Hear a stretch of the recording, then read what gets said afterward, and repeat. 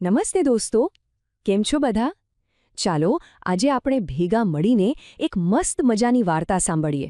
એક એવા દોસ્તની વાર્તા જે ખૂબ જ હોશિયાર અને થોડાક રમૂજી પણ છે. મને તો ખબર જ છે કે વાર્તાનું નામ સાંભળીને બધા ખુશ થઈ ગયા હશો. તો તૈયાર થઈ જાઓ, કારણ કે આજે આપણે જેમને મળવાના છીએ એમનું નામ છે શ્રી વાંદરાભાઈ. અને આ રહ્યા આપણા આજના હીરો શ્રી વાંદરાભાઈ. એમને છે ને નવી નવી જગ્યાએ ફરવાનો અને સાહસો કરવાનો બહુ જ શોખ છે. ચાલો જોઈએ આજે એમની સાથે આપણે ક્યાં જઈએ છીએ. તો વાંદરાભાઈના પહેલા સાહસની શરૂઆત થાય છે સિનેમાઘરથી. હા, એમને ફિલ્મ જોવી બહુ ગમે છે. ચાલો એમના વિશે એક નાનકડી કવિતા સાંભળીએ, મજા આવશે. ચાલો મારી સાથે બોલજો હો. નાના અમથા વાંદરાભાઈને સિનેમાનો શોખ. એમને ફિલ્મો જોવાનો એટલો બધો શોખ હતો કે એના માટે ખાસ તૈયાર થતા હતા. અરે વાહ, જરા જુઓ તો એમની તૈયારી. પહેલાં તો સરસ મજાની ધોતી પહેરી, પછી એની ઉપર એકદમ કડક જબ્બો પહેર્યો. માથા પર તો જુઓ કેવી સ્ટાઇલથી ટોપી ગોઠવી, હાથમાં લાકડી લીધી અને આંખો પર ચશ્મા પણ પહેરી લીધા. એકદમ હીરો જેવા લાગે છે. અને બસ આટલા તૈયાર થઈને એ તો આમ ઠાઠમાઠથી ચાલ્યા, લાકડીમાં સહારે ટક ટક ટક સીધા સિનેમાઘર તરફ.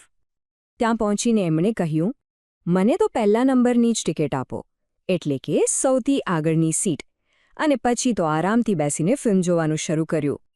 ફિલ્મ એકદમ બરાબર ચાલી રહી હતી. વાંદરાભાઈ મજાથી જોઈ રહ્યા હતા.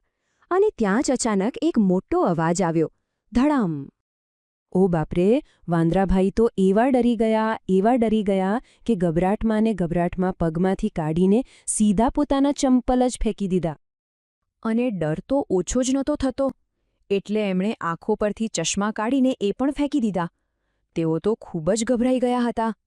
અને છેલ્લે પેલી સ્ટાઇલથી માથા પર મૂકેલી ટોપી પણ એમણે ફેંકી દીધી. બિચારા વાંદરાભાઈ કેવા ડરી ગયા. સિનેમામાં તો વાંદરાભાઈની હાલત ખરાબ થઈ ગઈ. પણ ચાલો હવે આપણે એમનું એક બીજું સાહસ જોઈએ. આ સાહસમાં એમની ડરપોક નહીં પણ હોશિયારી જોવા મળશે. આ વાર્તા છે એક નદી કિનારાની, જ્યાં જાંબુનું એક મોટું ઝાડ હતું. તો એ જાંબુના ઝાડ પર રહેતા હતા આપણા વાંદરાભાઈ. અને ઝાડની નીચે જે નદી હતી એમાં રહેતા હતા એક મગરભાઈ. વાંદરાભાઈ રોજ ઉપરથી મીઠા મીઠા જાંબુ તોડીને મગરભાઈ માટે નાખતા. આમ રોજ જાંબુ ખાતા ખાતા બંને પાક્કા દોસ્ત બની ગયા. બંનેની દોસ્તી તો બહુ સરસ ચાલતી હતી. પણ કહેવાય છે ને કે ક્યારેક સારા સમયમાં પણ એક ખરાબ વળાંક આવે છે. ચાલો જોઈએ અહીં શું થયું. એક દિવસ મગરભાઈ થોડા જાંબુ એમની પત્ની એટલે કે મગરી માટે લઈ ગયા. જાંબુ ખાઈને મગરીના મનમાં તો લાલચ જાગી. એણે કહ્યું, જે વાંદરો રોજ આવા મીઠા જાંબુ ખાય છે એનું કાળજું તો કેટલું મીઠું હશે. તમે એને અહીં લઈ આવો, મારે એનું કાળજું ખાવું છે. આ તો કેટલી ખોટી વાત કહેવાય ને. આ સાંભળીને મગરભાઈ તો મોટી મૂંઝવણમાં મુકાઈ ગયા.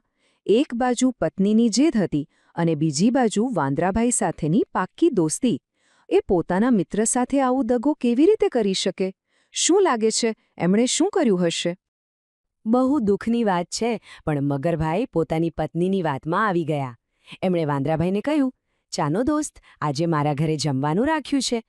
ભોળા વાંદરાભાઈ તો ખુશ થઈ ગયા અને કૂદકો મારીને મગરભાઈની પીઠ પર બેસી ગયા.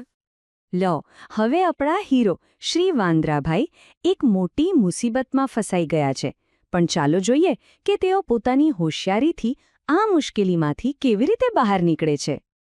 જેવી રીતે તેઓ નદીની બરાબર વચ્ચે પહોંચ્યા એટલે ભોળા મગરથી રહેવાયું નહીં અને તેણે વાંદરાભાઈને બધી સાચી વાત કહી દીધી.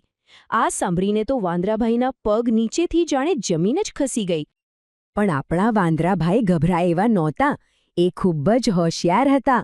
ડર્યા વગર એમણે શાંતિથી વિચાર્યું અને તરત જ फ्रेंड्स, इस वीडियो को पूरा देखने के लिए आज ही फ्लेक्सी टीचर ऐप सब्सक्राइब करें, जहां आपको मिलेंगे animated videos, digital books, text book solutions, notes, DPP और क्विज. और हाँ, flexi teacher app mobile, TV और कंप्यूटर पर अवेलेबल है. और अगर आपके पास इंटरनेट नहीं है तो तुरंत ऑफलाइन सेट टॉप बॉक्स के लिए संपर्क करें.